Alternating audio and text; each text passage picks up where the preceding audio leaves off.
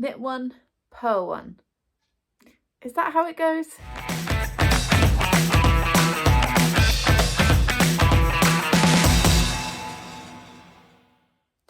Hi everyone, welcome back to the channel. Today I am going to do the books and knitting tag, and I was tagged by the lovely Mel from a book fiend named Mel about 3 months ago to do this.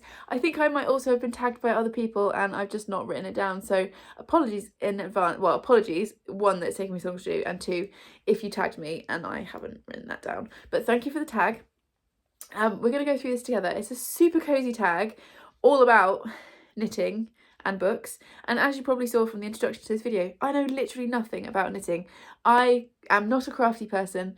I am rubbish with that kind of thing, but this tag's just really cozy and I really like the questions, and I was very kindly tagged, so I thought I would do it. I'm also wearing this beautiful knitted jumper that my lovely mother-in-law made me last year or the year before, and I'm completely obsessed with it, and I always get loads of compliments when I wear it, both from you guys when I wear it in videos and also just people out and about, because it's this beautiful, I love this like tealy colour and I love the design on it, and I love most of all that she made it for me, so I thought it was the only thing that I could possibly wear in this video. So there are 15 questions, so it's going to be quite a long one, so settle in, get a drink, get a snack. I've got my laptop screen up here with the questions on it, so that's where I'm looking, and yeah, let's do it. So question number 1, cast on. The first section you scope out in a bookstore, library or online book shopping. I love this question. Okay, so I think I'm quite annoying to go book shopping with because I want to look at every single section in that bookshop. Like, I don't have a specific section that I go to and I stay there the whole time. I want to look at everything. I want to look in the gardening section, I want to look in poetry, I want to be in the kids section, I want to be in general fiction, I want to be looking at the new stuff that's come in. I want to look everywhere, history section, because I read such a range of stuff and I very much go into bookshops with a completely open mind, and I want to look at everything. So that's why I don't go book shopping with other people very often. I will only go book shopping with people if they're very bookish themselves, and if they understand that I need to look at every single book in that shop, so we're going to be there a while. So I tend to go by myself, occasionally with my very patient and very lovely husband. But yeah, I guess the first place I would go is just whatever is there when you walk in. So I'll always have a look at the tables and stuff that they have out, and then I just work my way around the whole place. So yeah, every section is where I look. Also, apologies if you can hear background noise, the cats are running around as usual. Okay, number 2, knit. Obviously a staple of knitting, a super hyped book that completely delivered for you. This book came to mind as soon as I heard this question, because there was a book that was really hyped last year that is not a genre that I like to read particularly. I was offered an ARC by the publisher. I said yes please because I was kind of intrigued enough, and then it turned out to be one of my top 3 books of last year, and that book is Legends and Lattes by Travis Baldree. I loved this. This worked for me in absolutely every single way, as you can tell from me waving my hands around. I loved this. This is high fantasy. High fantasy, low stakes, good company, it says on the front.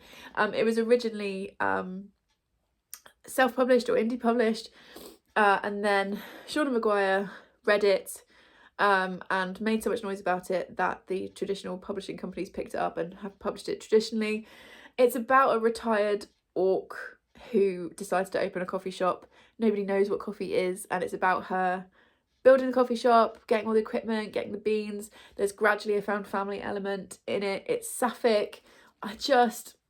It absolutely worked for me. I'm also obsessed with this cover, but what I really like is that on the inside, on the end pages, you've got the original cover art, which I just love them so much.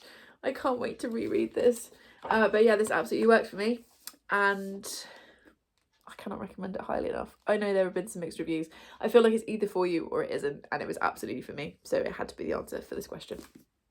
Question number 3, Purl.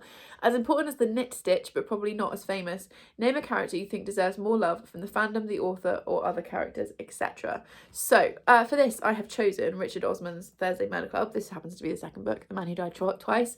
And in this, we are following 4 retired people living in a retirement village who solve crimes, basically. And Joyce, who is our protagonist, is often the one people talk about, but actually my favourite character is Ron, and it's because he's he's such a cinnamon roll, but he pretends not to be. And in the first book, or the beginning of the first book, when you first meet him, I was a bit like, oh, is he going to be like the annoyingly macho, quite racist character? And he learns loads over the scope of the books. I've only read the first two, I've got the third one to read in February. But I just love him because actually he really cares about his friends. His friendship with Abraham is just so pure. And I feel like he's one of those characters who, even in like the later stages of his life, is still learning and still growing and still coming to new understandings of things. And I think he deserves a lot more love than he gets. Okay, question number 4, chart. A book or author you've been meaning to read but somehow just haven't got around to, and why? So I had a little look at my TBR shelf upstairs for this, and I have gone with Elle McNichol, and in particular Like a Charm, which I was gifted this Christmas, yes, from my lovely friend Charlotte, at Books and Bargains. Apologies. Yeah, another chest infection, so much fun. This one was recommended to me by the lovely Charlie at Charlie Brooks Reads, because the character is dyspraxic, which I am as well, and I've never read a book with dyspraxia rep that I'm aware of.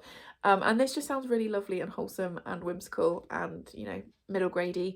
And Elle McNichol is an author I've been meaning to read for quite a while. She's been really highly recommended and hyped on Booktube. And I just, for whatever reason, just haven't got around to it. Oh, is there an author's note at the front? Yes.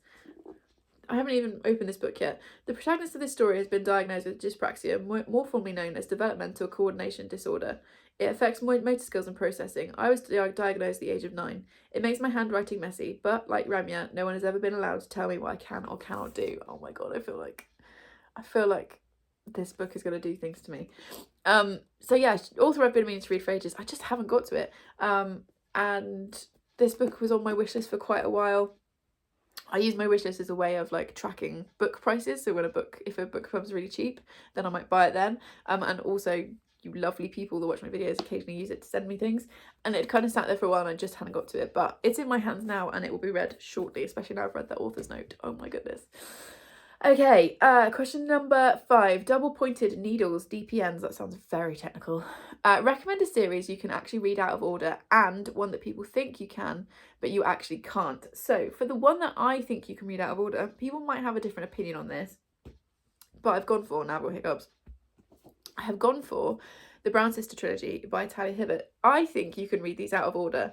It would give you mild spoilers if you read the third one first, for what happens to the other couples, but I don't think it's that big of a deal. So I reckon you can probably read these out of order, although the completionist in me is always like, read the series from 1 to whatever it is. But yeah, I feel like you could get away with reading these out of order if there was one particular type of romance that you were drawn to, because this is enemies to lovers, Danny is fake dating, and then the third one, who I'm going to talk about in a minute, for some reason I've lost her name, Eve, is also enemies to lovers, but also like forced proximity. I don't know, I feel like you could read them out of order if you wanted to. And then for a series that people think you can read out of order but you can't, I've gone with the Six Tudor Queens series by Catherine Barragan, by Alison Weir. I've been filming for too long today. Excuse me. I think people think that you could just read your favourite queen, and you can, arguably, but also the way that she weaves the stories together, I feel like you'd get so much more out of it if you read it from 1 to 6. So yeah, I think this series is one people think you could dip in and out of, but I would really suggest going from 1 to 6, because certain themes get woven through. The first 3 queens, their stories are very definitely intertwined and interlinked, and I just think, yeah, I think you'd get more out of it reading it in order. Okay, question number 6. A book that you heard negative reviews for but you ended up loving. This one, Catherine House. Sorry guys. Catherine House by Elizabeth Thomas. I loved this book. This was dark academia done right for me, but I have heard negative reviews of it. I've heard other people call it boring. The ending's quite open, which isn't for everybody, but I adored it. I thought this was really cleverly done. This is about a young girl who goes to a university, but it's a very prestigious university. Not many people get allowed in, and once you go there, you don't leave for the full, I think, is it 3 years? that the 3 years that you attend, you don't leave campus, you don't have contact with the outside world, and there's something going on within the university. And I just thought this was brilliant. It says on the front, a hypnotic delight, and I would completely agree. I loved it, but I have seen negative reviews of it that said that it was boring, or that the ending didn't work for them, but I thought it was great. So there we go. Number 7, skein. Is that how we say it? I know nothing about knitting. Why do we sell yarn like this? A trope you can't stand. The miscommunication trope needs to get in the bin. I hate it. It really, really bugs me. I maybe seen it done well like once. I just talk to each other, just have a conversation. I think I can be a lot more forgiving of it when it's in middle grade or YA, because the people involved maybe aren't mature enough to be having a straightforward conversation. But in adult books, when there is the miscommunication trope used, it drives me wild every time. It can easily drop a book a whole star rating for me if it's used. It needs to get in the sea. We've done it, okay? We've seen it, we've been there, we've experienced it. Please, please, can it die now? Can it just be done? Wow, that was an opinion. I don't enjoy the miscommunication trope, in case you weren't sure. Okay, number 8, gauge swatch. Share an author who is always a good fit for you. Juno Dawson. I've read, I think, 3 Juno Dawson books now, and I've adored all of them. I always enjoy her style. I really want to get and read Her Majesty's Secret Coven. I think the only thing that puts me off with that is the size, because it's massive. But I did see Aoife from Words of Clover talk about it in her favourite books of the year, and she did actually really make me want to pick it up. And I feel like I should, because everything that I've read from Juno Dawson I've really liked. I like the way I just like the style of her writing. She is, just the style, the pace, the stuff she talks about. She's always, it's always a good time when I pick up a Juno Dawson book. I mean, a good time might not be the way of putting it for some of them, because some of them are quite harrowing, but I always enjoy the writing, and I always give like 4, usually 5 stars. So yes, Juno Dawson. And also, this is me saying I need to actually just get my act together and pick up Her Majesty's Secret Service, because Her Majesty's not Secret Service, that one with the witches and the queen and stuff, I need to pick that up because I feel like I will really enjoy it. Okay, number 9, stitch marker. Share a specific scene that stands out clearly in your mind. No spoilers. So the book I've chosen for this is Act Your Age, Eve Brown, which is the 3rd in the Brown Sisters trilogy. And all I'm going to say is the specific scene involves something that is purple. And if you know, you know. And if you don't, you should join us for Sister Along. There's a little plug for one of my projects this year. You should join us for Sister Along, because we'll be rereading this in March.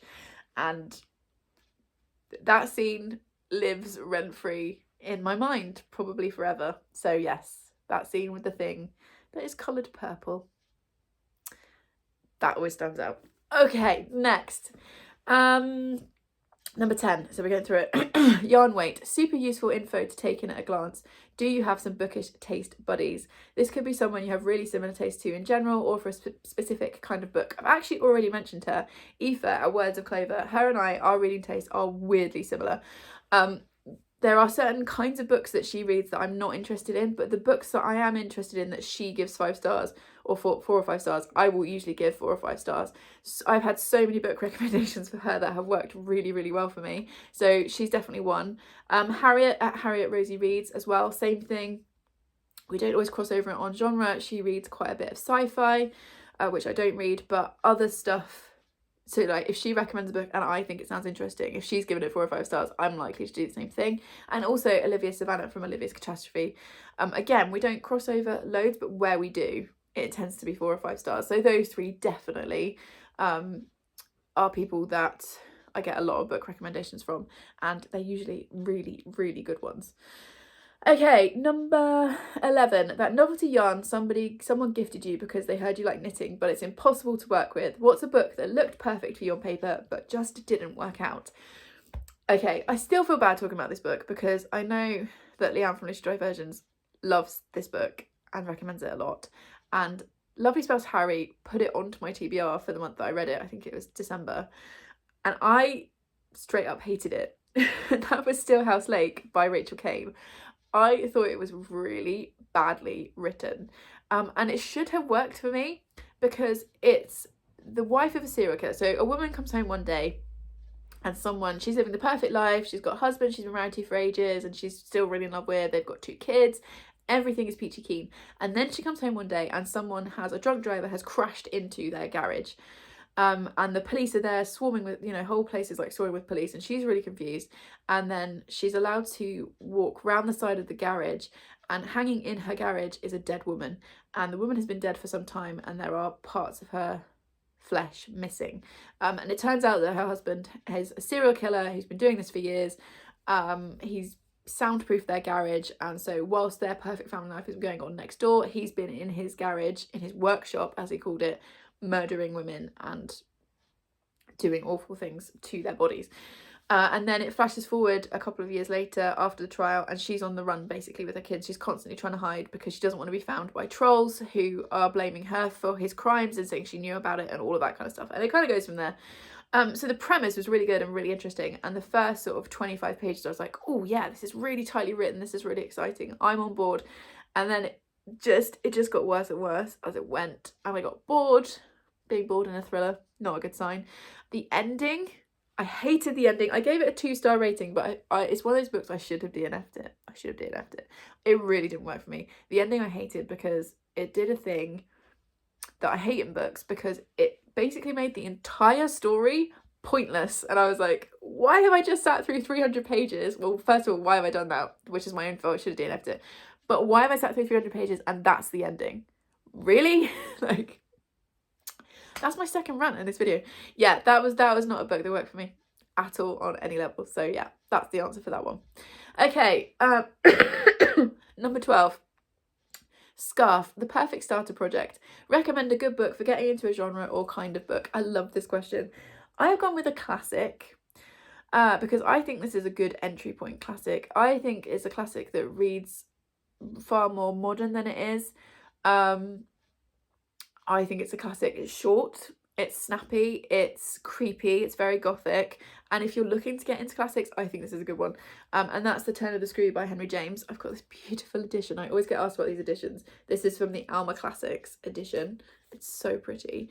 And we're basically following a nanny who goes to a house in the middle of nowhere to take up a job nannying for, or being governess for, 2 young children, and creepy stuff starts happening. And the question is there something wrong with the kids? Is there something wrong with the house? Is it all in her head? This is a book that I reread most years, and I always have to read it during the daytime because I find it genuinely quite scary to read. But in terms of an entry point for a classic, like I said, I feel like it's accessible and it's fast paced, and if you're looking for a recommendation for that, there you go. Okay, number 13, socks. Handmade socks are way harder than they look. Talk about an underappreciated author who deserves more hype. Love this question. I am going with Theodora Goss. So she wrote what is this series called? The Athena Club trilogy, I feel like it is. I love this series. I read this entire thing last year or the year before. I read it all in one year anyway. And they are so underhyped. So this was also a recommendation from Leanne, and I feel like this balances out my hatred for Stillhouse Lake because I loved this. This is a book that Leanne said, I think it was 2021, you have to read this book, otherwise we can't be friends. And I was like, okay, that's intense, but okay. And then I picked it up and I bloody loved it, and I went on and read the other 2. Side note, I don't think she's read the other 2 yet. She needs to. You need to, Leanne, because I love them. And this is a weird one to try and explain. We're following Mary Jekyll, whose father was Dr. Jekyll. Her father's been dead for years. Her mother dies. She's destitute. She's running out of money. And then she gets a letter from her mother's solicitor saying, I need you to come in for a meeting. And that meeting then leads her to, oh my gosh, what is her name? Hyde. Diana, who is the daughter of Mr. Hyde. And it goes from there. And they kind of end up collecting other daughters of Gothic literature. So we end up with Beatrice Rappaccini, Catherine Moreau, and Justine Frankenstein. And they are trying to solve the central mystery, let's put it that way. It's historical, it's a mystery, it's feminist, it's fun, they are fast-paced, there's found family, and I don't hear enough people talking about this series. So I would highly recommend this series. And she's definitely an underappreciated author. I also need to go and find some other books by her because I've only read these 3 and I'm sure she's got more. So yes, Theodora Goss, particularly The Strange Case of the Alchemist's Daughter and this whole trilogy. Okay, number 14, cast off. A weirdly specific thing you love, could be a trope, something in book construction, etc. So I have gone with books about food. I love a book about food. So many, having looked at like my favourite books the last couple of years, so many of them have been books about food. It's clearly something that draws me in. And this is Hungry Hearts. This is 13 Tales of Food and Love. And this is various different writers. These are short stories, but it's edited by Elsie Chapman and Caroline Tung Richmond. And I adored this collection. I read this, I think, 2 years ago. It's definitely due for a reread. As you can hear, my tummy is like, yes, we're definitely also due for some food. But there's just something about books about food. It's really cozy. When there's really good food descriptions, I'm always just like, yes. So yeah, books about food. There is the answer. And then 15, crafting party. Honestly, one of the best parts of any hobby is sharing it with friends. Tag some people who craft who might like to answer the questions. Now, I've got no idea who's done this tag already. As always, when I do tags, I just have a little look at my subscription feed and see who has recently posted a video, and then I just tag those people. So I'm going to tag Olivia Savannah from Olivia's Catastrophe. I'm going to tag Amelia from Amelia Barlow Books. I'm going to tag Rhiannon at the Welsh Reader. I'm going to tag, sorry, I'm just trying to filter through the people that are not Booktube people. I'm going to tag Kaz at Cats and Camera, although I've got a feeling Kaz might have done it. They might also be one of the people that tagged me in this. Kaz, if you were, I apologise, but if you haven't done it, I'm tagging you. And then let's do 2 more. I'm going to tag Gavin from How to Train Your Gavin, because I feel like he doesn't do tags very often, so it might be a little bit of different content for him. And I'm going to tag Brianna at 4 Paws and a Book. So yeah, I hope you've enjoyed this. This was a really fun one to do. I feel like it was super cozy. I gave some opinions, so you know, that's always fun. If you got to this point in the video, leave me the yarn emoji, because obviously that's going to be appropriate for this video. Please subscribe if you would like more of this chaos, and I will see you in the next one. Thanks everyone. Bye.